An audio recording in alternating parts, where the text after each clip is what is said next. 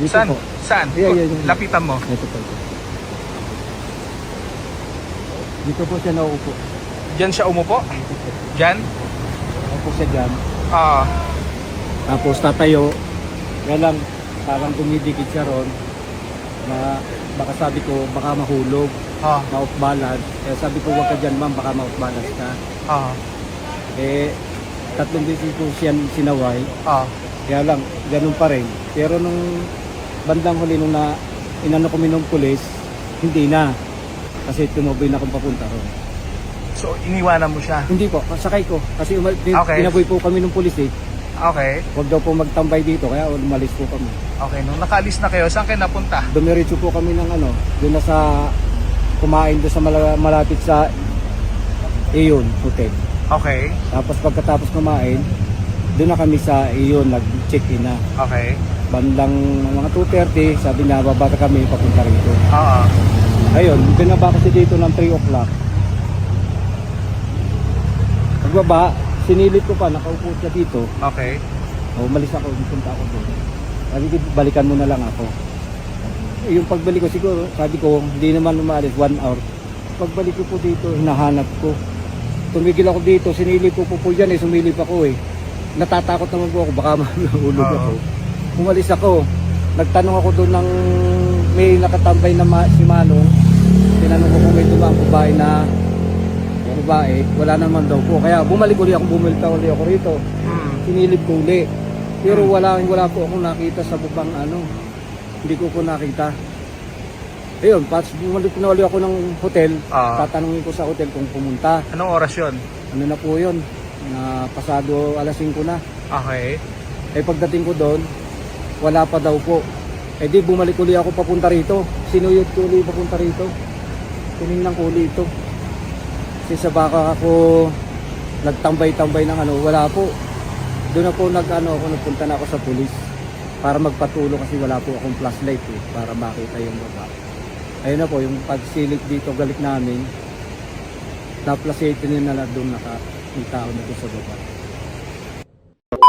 Alright mga kababayan, magre-react po tayo dito sa nangyari nga po kay dating DPWH Undersecretary Maria Catalina Cabral at yung driver niya ngayon mga kababayan ay nagsalita tungkol sa anong nangyari kahapon nung pumunta po sila ng Baguio at nagpaiwan itong si dating Yusek Cabral dito po sa may bahagi ng kalsada na may bangin, usually yung mga daan dyan paakit ng Baguio talaga ay matarik mga kababayan at dito nga po ay nahulog mga kababayan sabi nila nahulog daw ito si Yusek Cabral na nasa 14 feet ang lalim mga kababayan. So kwento ng driver dito kung ano po yung nangyari kahapon, nagpaiwan daw po itong si Yusek Cabral para mag-isip magmuni-muni siguro sa problema niya ngayon mga kababayan na kinaharap nga dito sa ongoing na investigation nga sa corruption sa flood control mga kababayan na kung saan siya po ay nag-resign nga po mga kababayan dito sa DPWH at yung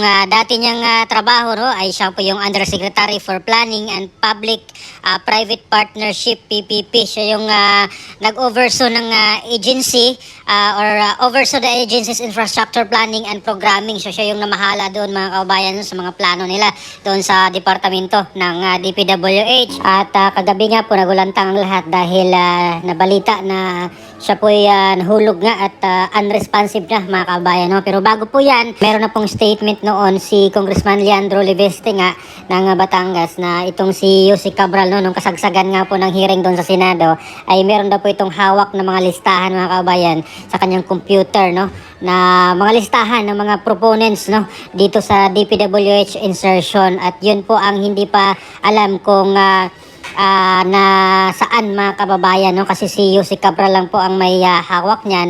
Di ko alam kung meron po siyang pinasahan na rin yan mga kababayan sa kanyang pamilya at yung kopya na yan mga kababayan yung hinihingi na makuha nga ni Congressman Leveste.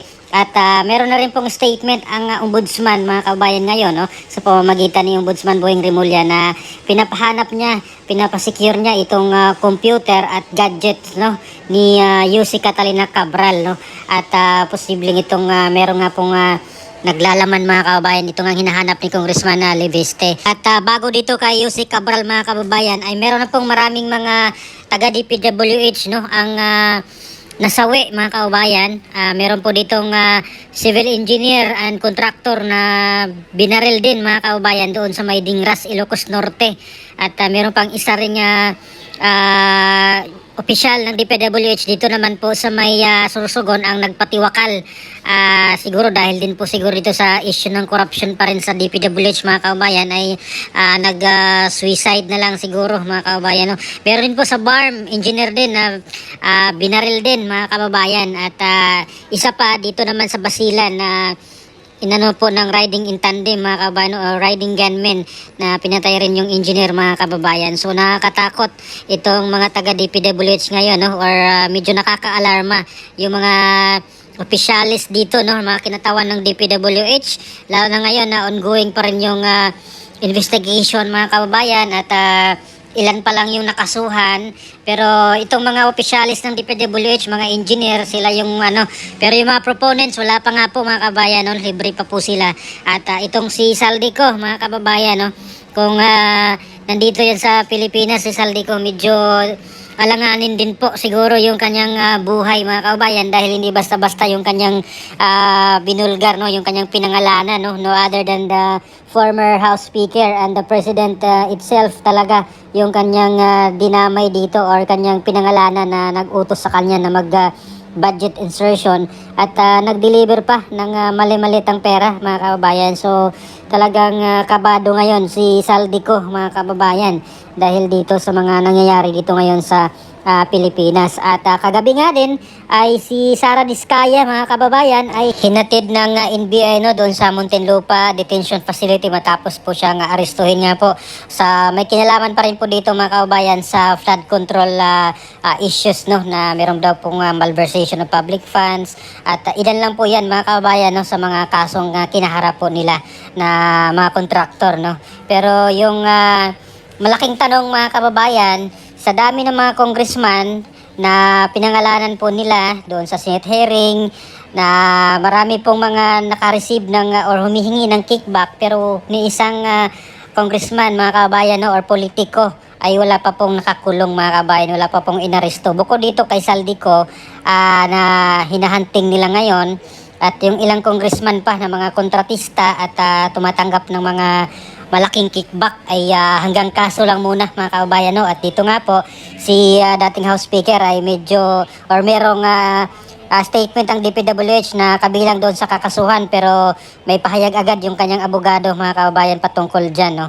At iba pang mga congressman mga kababayan na pinangalanan nga po nila dito no sa mga naka-receive or humihingi ng mga kickback mga kababayan. So ito po yung hinihintay ng lahat, yung big fish, yung malaking isda sana yung makasuhan at makulong talaga mga kababayan no kasi hanggang ngayon wala pa po kong nabalitaan na congressman na kinulong dahil dito or walang congressman pa ngayon na sinuspende dahil dito sa corruption sa flood control at sa iba pang related na corruption mga kababayan. Bukod tangi itong si congressman na Kiko Barsaga pa ang kanilang sinuspende ng 60 days no na ibang issue naman yung kailang tinira dito mga kababayan no, or ibang topic yung kanilang grounds dito para sa suspension ni Congressman Barsaga na napaka vocal ni Congressman Kiko Barsaga na patungkol dito sa flood control corruption talaga mga kababayan. Wala po siyang kinatakutan na siwalat at birahin itong mga kasama niya dyan sa Kongreso na may kinalaman or may mga flood control projects no mga kababayan. Pati ang Malacanang ay kanya po talagang binangga no at ang dating House Speaker mga kababayan ay kanya pong pinangalanan dito. At para po sa aking opinion dito mga kababayan no, based lang po dito sa mga pangyayaring ito sa mga opisyalis ng DPWH na may mga ganitong insidente or pangyayari ay tila nagkakaroon na po siguro ng cleansing mga kababayan dahil naniwala po tayo na itong mga taga DPWH naman ay inuutusan lang mga kababayan.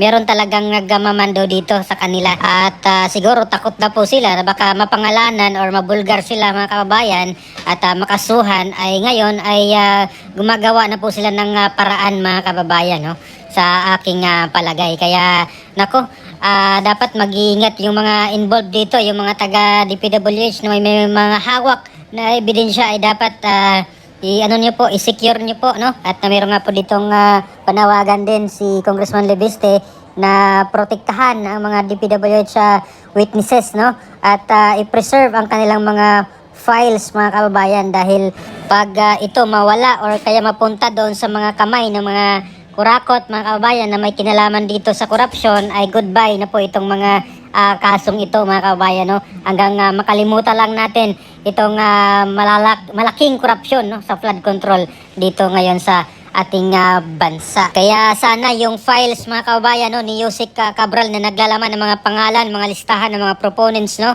ng mga nag-insert dito sa DPWH, ay sana ay mapunta doon sa taong may mabuting puso na talagang mapanagot natin ang totoong mga culprit, no, itong mga mastermind, mga kababayan, sa malawakang korupsyon ng flood control. So ano pong masasabi nyo dito, mga kababayan, sa nangyaring ito kay Yusek Catalina Cabral, no?